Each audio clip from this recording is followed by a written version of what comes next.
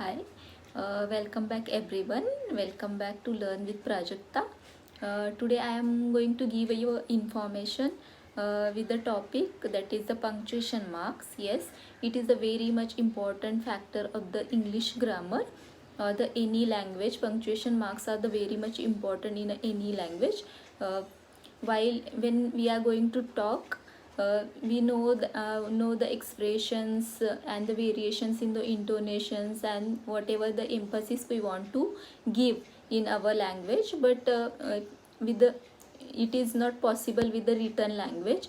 There comes the punctuation marks, which helps us to know everything about that literature or the written material, what exactly the emotions are, where the writer wants to give a emphasis, what is the clarity of the particular written material. So in this today's video I am going to introduce you with the type of the punctuation marks and how they are used, what is the meaning of that. So let's watch it. Punctuation marks. So punctuations are the symbols which express or gives the clarity in a written language.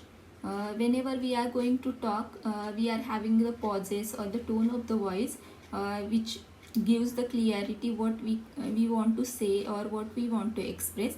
But when we come to the written language or the literature, punctuation marks helps us to know the intonations, gives the clarity and the comprehension of the written language. So let's take a look. First one punctuation mark is full stop. It is also known as period. It is nothing but just a dot. Its meaning is it is used to note the end of the declarative sentence, or we can say in the simple way, that is it comes at the end of the assertive sentence. Simple sentence it doesn't have a lot of meaning, it is just the informative sentence. For example, he sees the house. Next one is apostrophe.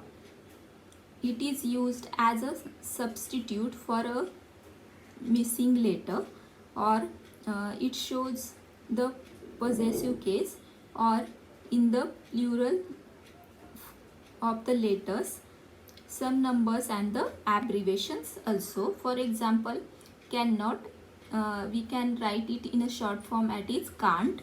Next one is John's room, that is possessiveness shows here, hundreds of years. So the number or the abbreviations. Third one is a colon, two dots in a line. It is used before a list of code, used to separate hours and the minutes, used to separate elements of the mathematical ratios.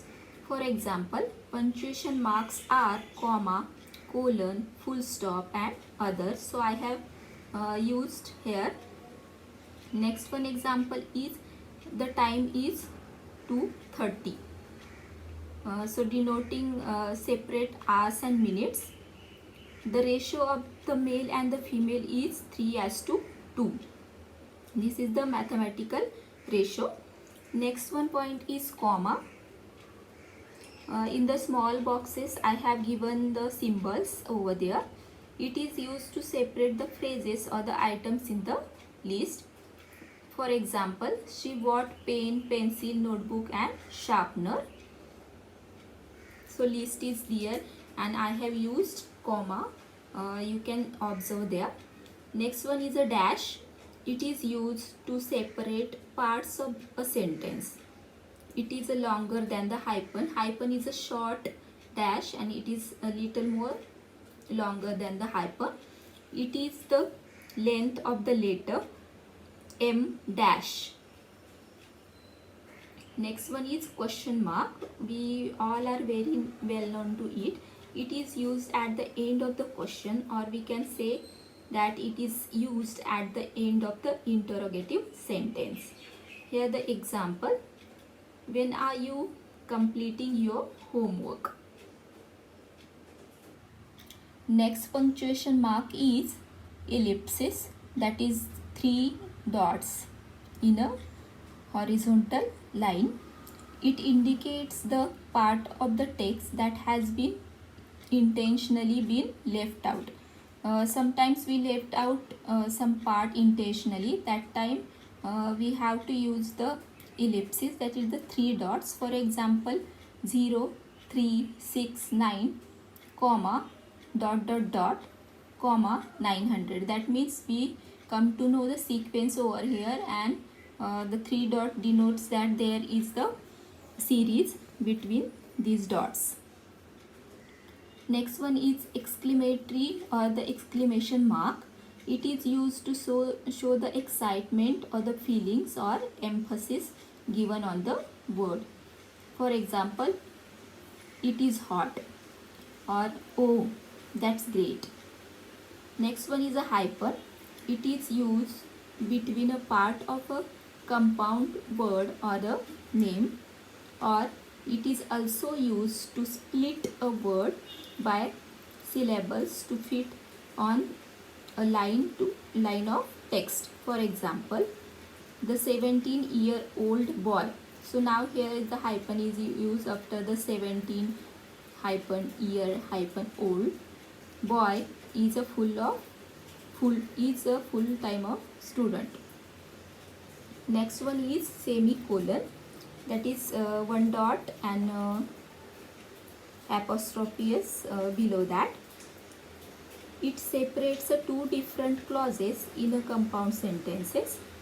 It is used to separate items in a series where comma is already used. Where we want to give a specifications, we use the semicolons. For example, class is arranged today. Mr. Ravi is present. So here are the two different sentences. First one is class is arranged today, and next one is Mr. Ravi is present, but both are combined together. That's why we have used the semicolon. Next example is the reunion includes my young brother Krishna, my sister Swapna, and my husband Sohan. So here is the specifications of the brother, sister and husband are given. That's why the semicolon is used. Next one is quotation marks. So these are the two types of the quotation marks. First one is single and next one is a double. It shows the words of the someone else by third person. When we want to convey the message or the whatever are the words said by someone else, that time the simple or the single comma is used. She told me that. Let's start. So here the word of the someone else is told by third person. So next one is it shows the emphasis on word. Now the importance of the important word is mango in the sentence. So I have to give emphasis. That's why the single quotation mark is used. Mango is king of fruits. Next one is double quotation mark.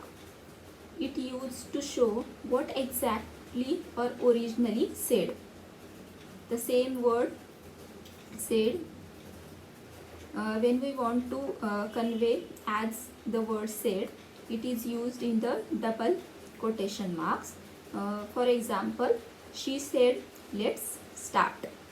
So this is all about the punctuation marks. Now you can observe the literature or the whatever the written material you are having and try to identify the different types of punctuation marks.